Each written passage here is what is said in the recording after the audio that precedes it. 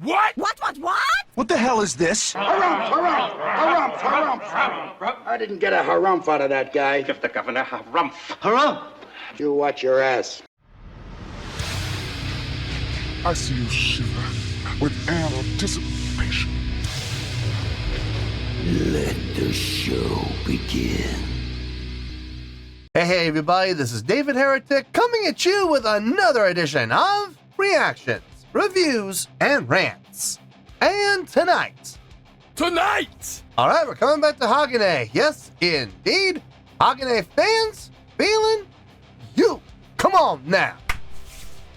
Here we go. Before we go any further, for those of you who are feeling inclined to doing all of the clicks and the likes and the bibbity-bibbity bot, do me a favor before you do all that stuff.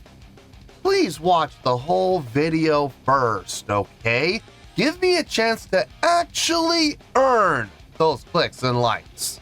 Now, after the video's done, if you still feel like doing all those clicks and likes, then by all means, feel free to click away. This comes as a request from Andy LaRubin, and this is actually Andy's prioritized request for the month of January for being a silver tier member on the Patreon page. So, here you go, Andy. Hope you enjoy the show.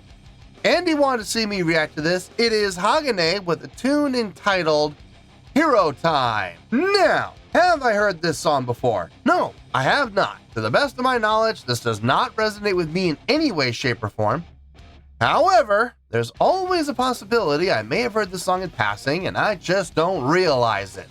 So as always, if I start listening to the song and I suddenly go, wait a second, I recognize this song, I'll let you know.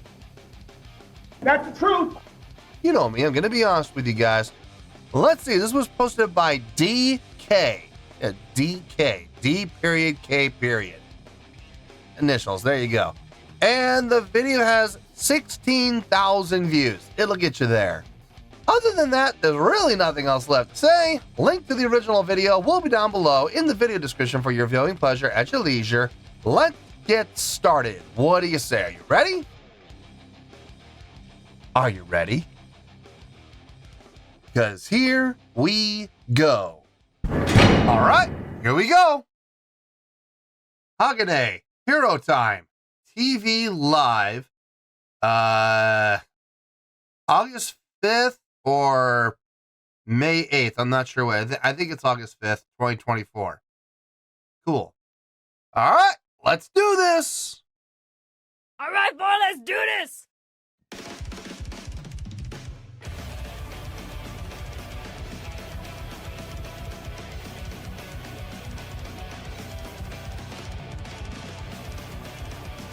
That's 100.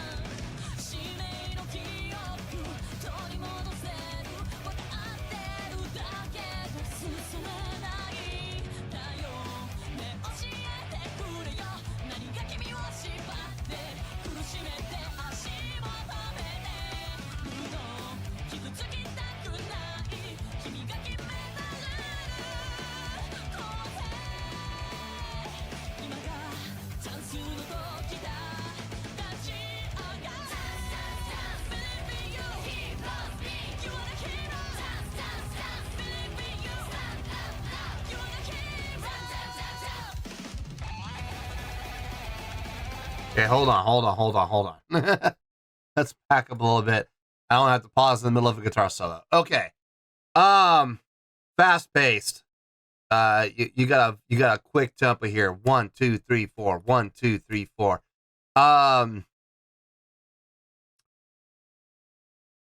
Good riff. A lot of offbeat. A lot of offbeat usage in the guitar and bass. Playing on the offbeats, playing on the ands of 1, 2, 3, and 4, not on the downbeats, which is nice. It's a stark contrast to what we usually hear.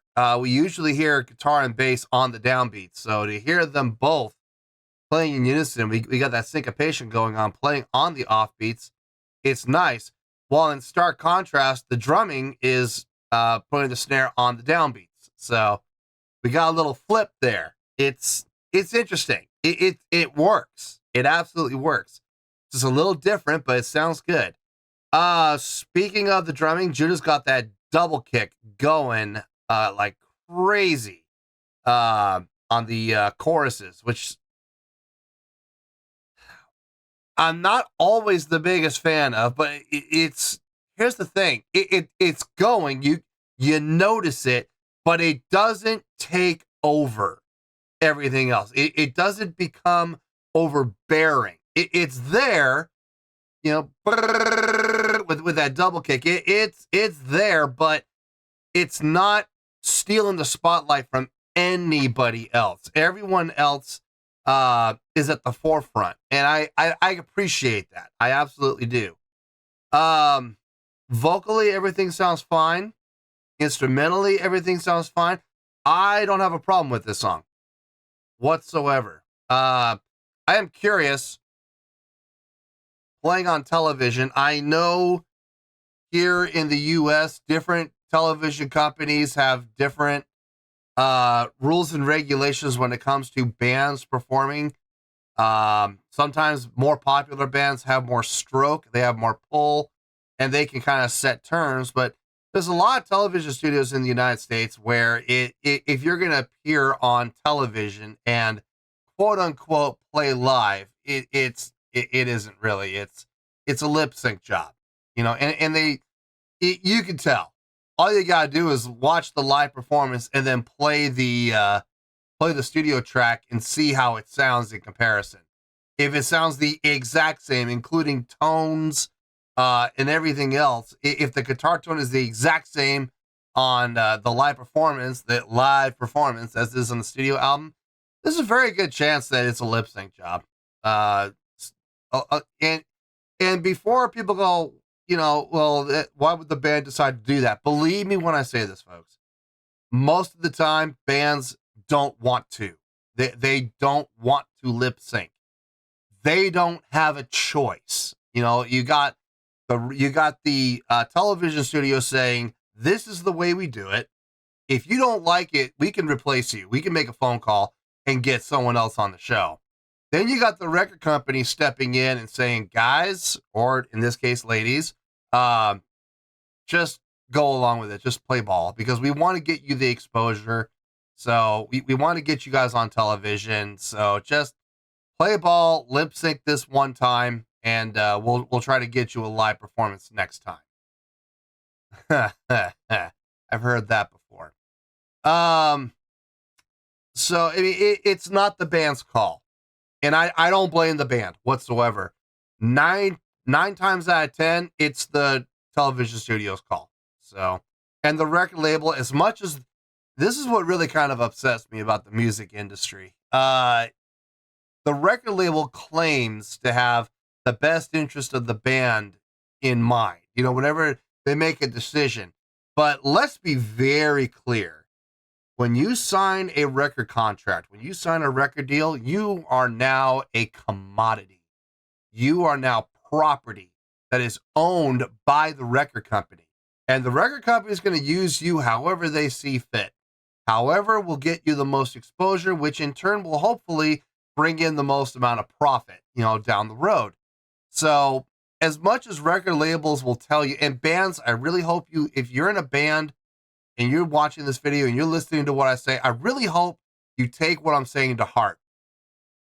record labels will make the claim that they have your best interest at heart. They're looking out for you. No, they're not. Let's be very clear. They are not. They could honestly care less whether you live or die.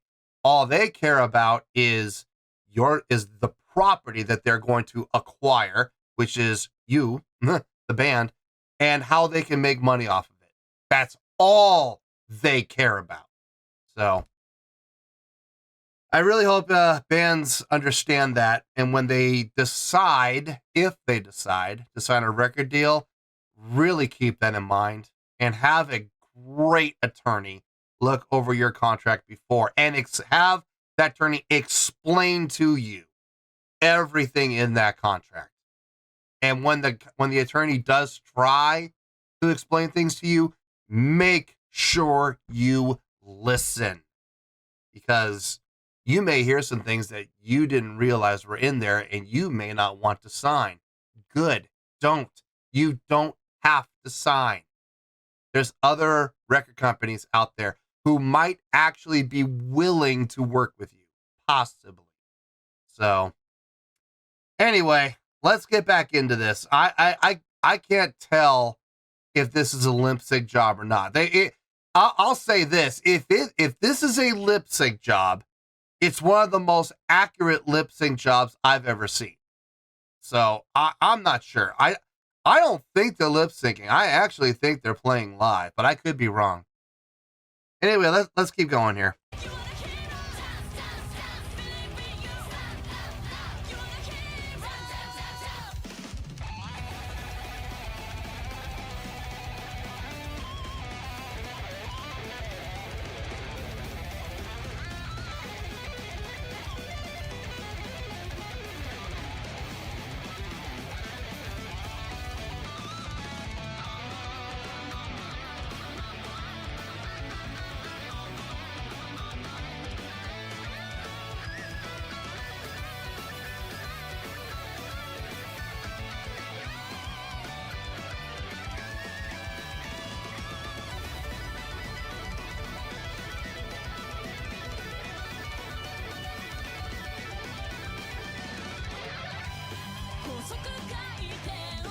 Well, I just had my question answered. It's a lip sync job.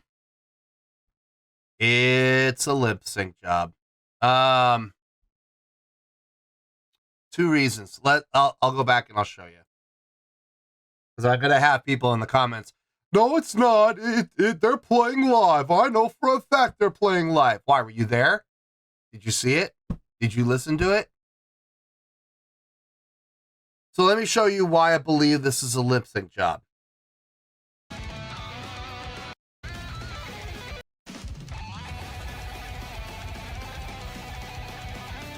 Okay, so as you're listening to this part of the guitar solo, it's on a certain balance. You know, it's mostly left ear. It's about, I would say, probably about 60 to 65% on the left ear, and 35 to 40% on the right ear. Okay, so here's this part. Now listen, coming up here, you're gonna hear a shift. You're gonna hear a change in the channel.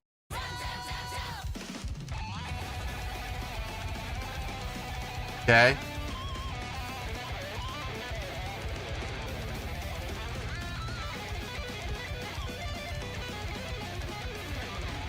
Did you hear the change? Did you hear the shift? Can't get that in live, folks. You can't. It's impossible. No, that is studio. That is absolutely studio. A slight overlap in one track to another track. Ever so slight. With a slight balance and difference between the 2 tracks. Listen again. I'll have this hand up for the first track, and I'll put this hand up for the next track.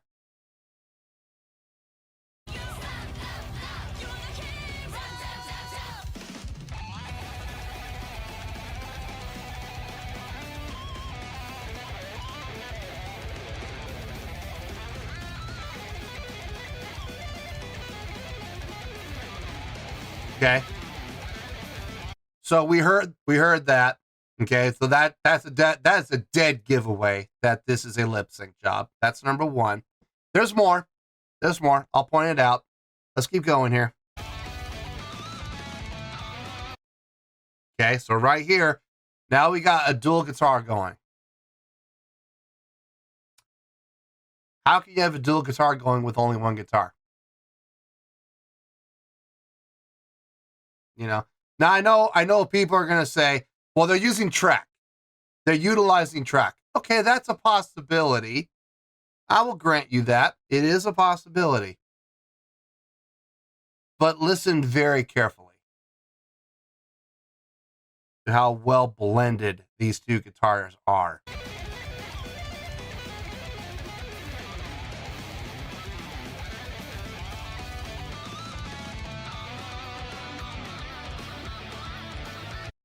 So at that point, you hear three guitars going. She finishes off her solo and starts this slide down as the two guitars come in harmonizing.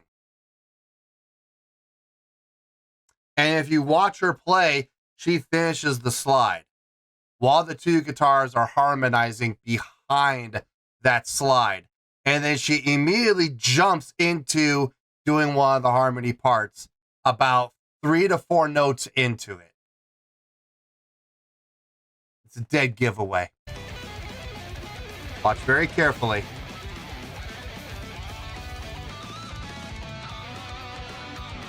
I thought I saw the slide.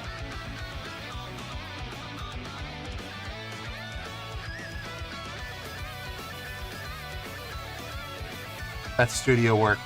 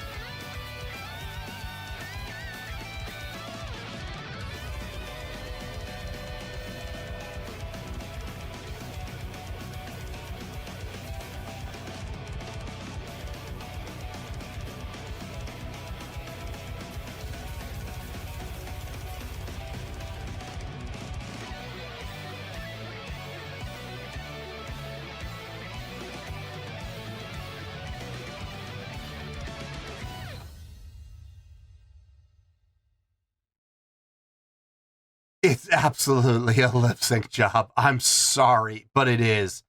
As such, since it is a total and complete lip sync job, I'm not taking the live show into account. The live show into account. That could be a good thing. That could actually work out in their favor. So I'm going to be evaluating this completely and strictly on the merits of the song itself. Okay. Let me get my thoughts together, and I'll see you in the review, and we'll talk about it. Well, there you go, folks. That was HAGANE with a tune called HeroTime. This was a request from Andy LaRubin, and this was actually Andy's prioritized request for the month of January for being a silver tier member on the Patreon page. So there you go, Andy. I hope you enjoyed the show. Okay, I have a score. It's going to require a little explanation, but not a lot. I think this will be a pretty short review overall. So let's get to it, shall we? on a scale of 1 to 10, I am going to give that a 7.8. Yep, 7.8. I feel good about that score. Let me tell you why. Why? Okay, first things first, a 7.8. What does that mean? Well, a 7.8 would translate to a really good skill rating because overall, I think this was a really good song. It would also get 4 out of 5 stars and a B as in boy, B plus letter grade. Yes, a B plus. So there you go, a 7.8, really good skill rating, 4 out of 5 stars, and a B as in boy, B plus letter grade. Now, how did I come up with that score? Ha ha! So glad you asked. Let's just get this out of the way, okay? Let's just put the kibosh on this, put the final nail in the coffin, and put this to bed. That was a lip sync job, okay? It absolutely was. It was a great lip sync job. I will give them credit, man. For the first half, right up until the guitar solo, I was not 100% sure. I was like, this could be a lip sync job, but man, it is accurate. This is really, if this is a lip sync job, it's well done. It's very well done. Then the guitar solo kicked in, and that's when all of the red flags popped up. I had two red flags pop up during the guitar solo, and then during the outro, we had the dual harmonizing guitar happening again, and it glared its ugly head again one more time. And I'm gonna say this as well, and I'm not saying this to put her down. I'm not saying this to be disrespectful toward her in any way, shape, or form. But let's be honest here, okay? Let's be 100% honest with each other, and more importantly, with ourselves. We have had HAGANE appear on the channel a few times now where they actually did perform live, okay? And what is the main thing I always comment about when it comes to HAGANE performing live? Their lead vocalist is not the most accurate, okay? She has a tendency to sing flat quite often, okay? And then out of nowhere, this one performance, she's gonna sing pitch perfect? No. No. Nice try, but no, I don't buy it. No, that was another dead giveaway. I'm sure, I am almost positive the way this was done was they had HAGANE perform live in studio. They had him play with the click, they had him play with the track, okay? And I'm sure they did actually play live. I'm sure the guitarist played live through her speakers. I'm sure the bass player also played through her speakers. I'm sure the lead vocalist sang. You know Juno was back there playing. You could see that clear as day. So then they took that footage, they're playing with a click, and then they put the studio recording over it. And they muted the audio on the video. They muted that audio and put the audio from the studio recording on either underneath or on top, probably underneath. It's not uncommon. It's not uncommon for bands to do that when it comes to television, because television time is far more expensive than recording time, and they don't want to pay for a band to play 3, 5, 8, 17 takes. They just don't want to do it, okay? They want to do one take only. Maybe a rehearsal. If you're lucky, you get a rehearsal and you get a single take. And of course, the record label is going to want you to sound your best. So the record label and the TV studio get together and they work it out, and they take the live footage, what we see, and put it on top of studio audio. So it's very common practice. Again, do I blame the band for this? No. The band, I promise you, had zero say in this. This was a call made completely by the record label and the television studio, probably working together on this one. So I don't blame the ladies. I absolutely do not. But since it was a lip sync job, I'm not taking the visuals into account here. Basically, at that point, it's a live action music video, okay? Which actually, I hate to say it, works in their favor because let's be honest, going down the checklist, do they have stage presence? Yes. Do they have stage energy? Yeah, but it was weak. It was really weak. Stage interaction? None. Crowd interaction? None. There was no crowd, but there wasn't even any action given as if they were interacting with an imaginary crowd. So no stage interaction, no crowd interaction, really no showmanship either. I'm going to be honest with you folks, if this had actually been a live performance and I took the live show into account, I hate to say it, but the live show would have hurt their score. So we would not be at a 7.8. We would probably be around, if I'm being honest, probably somewhere between a 7.6 and a 7.5. So in this case, it's kind of a good thing that I'm not taking the live show into account because it wasn't a live show. So that 7.8 is completely for the song. Okay? Let's put it to bed. It's over. It's done. We're done talking about it. Now, let's talk about the song. Okay? The song, I think, was really good. It was definitely one of their more fun songs. I'll say that right. As far as listening pleasure goes, I dug the tune. I absolutely did dig the tune. Some great play, some great flipping of roles, a role reversal. Usually you'll hear the drummer focusing on snare on the offbeats, while guitar and bass focus on chugging on the downbeats. We had a complete flip on this one. Bass and guitar were playing on the upbeats, while Juno was playing with the snare on the downbeats. It was interesting. It's something that you don't hear very often. Now, it's not my first time hearing this, but it's not something that is commonplace. It's actually kind of rare. So I was really glad to hear that. I dug it. I thought that was a lot of fun. Having that shift. It kind of threw me for a loop, and I liked it. I absolutely liked it. As far as the chordal progression goes for the main riff, catchy. Definitely catchy. Not complicated, but catchy. It definitely sank its fangs into me and did not let go. I'm going to want to listen to this again. This is a pretty catchy tune, and it's got some great energy and drive behind it as well. The play with feel was there. We had a little bit of double time. We had mostly straight time. I didn't pick up on any halftime. It may have been in there. I just might have missed it, but I don't think I did. No, but I heard straight and double, and that's enough for me.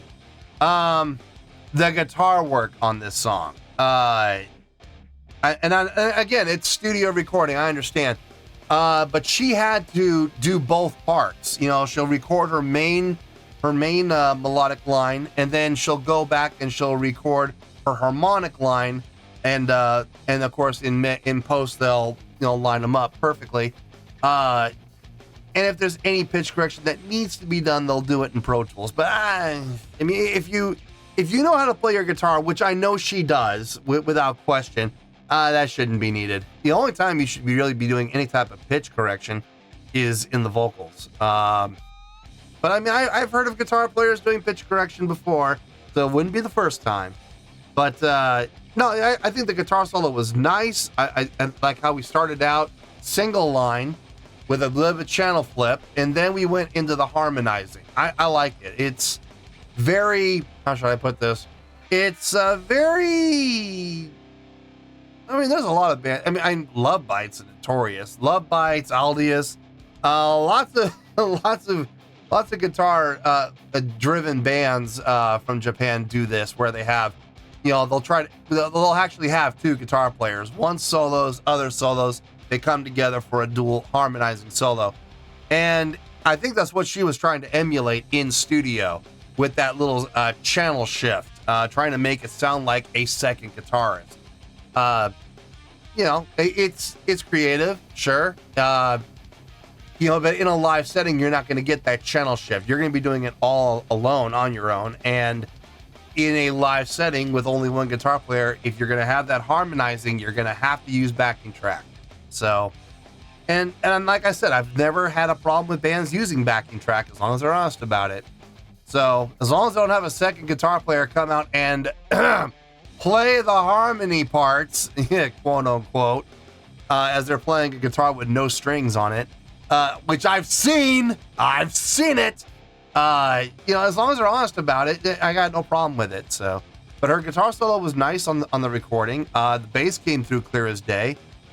Juna's double kick was merciless at times on this song. But here's the thing, and I said this during the reaction.